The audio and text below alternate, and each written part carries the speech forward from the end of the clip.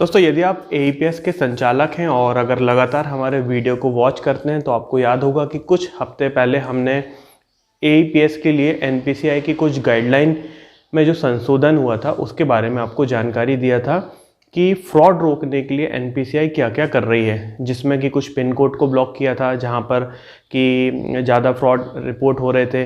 कुछ जगह पर फर्जियाँ जो आइडियाँ बन रही थी और ऐसे केस भी सामने आए हैं कि कस्टमर मतलब जो हमारे ग्राहक हैं उनके आधार का क्लोन बनाकर पैसा विड्रॉल हो रहा था।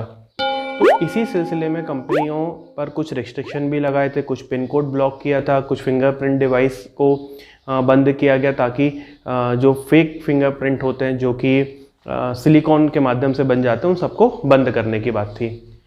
अब यहाँ पर एक अपडेट और था जिसको मैंने अपने पिछले वीडियो में बताया था, उसका इम्प्लीमेंटेशन धीरे धीरे कंपनियों ने चालू कर दिया है, जिसमें ये था कि अगर आपके पास कोई फिंगरप्रिंट डिवाइस है, उदाहरण के लिए आपके पास मंत्रा है और उस मंत्रा डिवाइस को आप एक से ज़्यादा कंपनियों में यूज़ कर रहे हैं, मतलब कभी आप ए कंपनी को यूज़ कर ले रहे हैं, कभी बी कंपनी में उसको यूज़ कर रहे हैं, कभी सी कंपनी में यूज़ कर रहे हैं, तो आप अगर मल्टीपल एईपीएस कंपनी में उस आईडी को यूज़ करेंगे तो एनपीसीआई इस डिवाइस को ब्लॉक करेगी और उसका डेटा संबंधित कंपनी को भेजेगी। मतलब कंपनियों को ये जानकारी देगी कि ये डिवाइस मल्टीपल पोर्टल पर यूज़ हो रही है और आप इसको ब्लॉक करिए।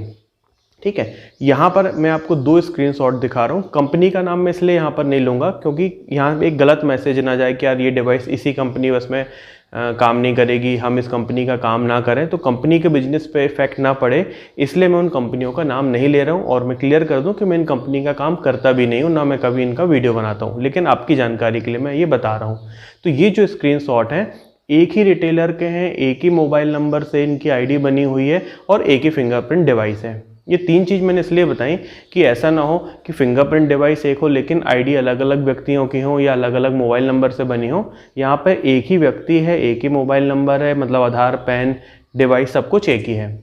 चूँकि वो तीन कंपनियाँ यूज़ कर रहे थे तो दो कंपनियों में उनका ये मैसेज आने लगा है। इसका मतलब है कि अब वो इस डिवाइस से इस कंपनी में काम नहीं कर पाएंगे।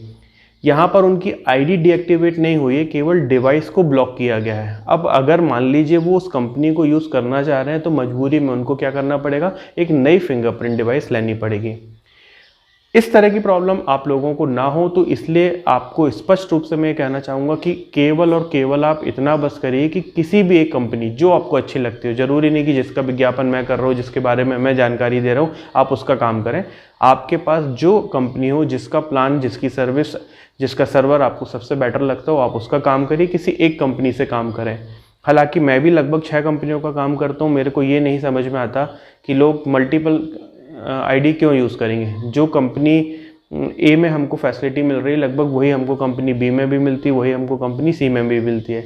बहुत सारे लोग बोलते हैं कि सर बैंक ऑफ बड़ौदा के कारण हमने दूसरी तीसरी आईडी ले ली, तो उस पर भी मैं आपको बता चुका हूँ कि बीओबी का जो ट्रांजैक्शन है वो बीओबी के सर्वर से ही बंद है। आप कितनी भी कंपनियाँ बदल लीजिए आपको फ़र्क नहीं पड़ेगा, उसका विड्रॉल नहीं होगा। तो ओवरऑल अभी 2-3 कंपनियों ने ये शुरुआत किया है जहाँ पर कि आपकी आईडी ब्लॉक हो रही है। बाकी बची हुई कंपनियां भी धीरे धीरे ये मैसेज आपको देने लगी हैं, इसलिए आप अभी से निर्धारित कर लीजिए कि किस कंपनी में आपको काम करना है। कोई एक कंपनी को पकड़ के आप काम कर लीजिए।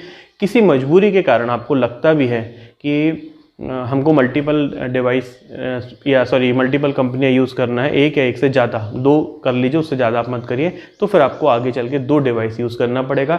और यदि आप सक्षम हैं 2 डिवाइस ले सकते हैं तो भी बिल्कुल क्लियर रखिए कि अगर मंत्रा अगर आप एक कंपनी में चला रहे हैं तो मार्फो आप दूसरी में चलाइए, उसको मिक्स मत करिए ताकि कभी आपकी वो डिवाइस बंद ना हो। क्योंकि वो डिवाइस आगे चल के क्योंकि कंपनी ने और एनपीसीआई ने ब्लॉक किया तो किसी दूसरे व्यक्ति के लिए भी वो काम नहीं कर पाएगी। उदाहरण के लिए यदि वो डिवाइस ए कंपनी में आपकी आईडी पे बंद हुई है तो उस कंपनी में जितनी भी आईडियाँ होंगी वो सभी डिवाइस मतलब आईडियों के लिए वो डिवाइस काम नहीं करेगी, तो आप उसको किसी को सेल भी नहीं कर पाओगे। तो यही एक छोटा सा अपडेट था। कोशिश करिए कि सिंगल कंपनी के साथ ही काम करिए। अगर वीडियो समझ में आए हो, अपडेट अच्छा लगा हो तो लाइक करें, चैनल पर पहली बार आए तो सब्सक्राइब करें। मैं इधर किसी के फट्टे में टांग अड़ाने को नहीं आया, राज करने के लिए आया मैं।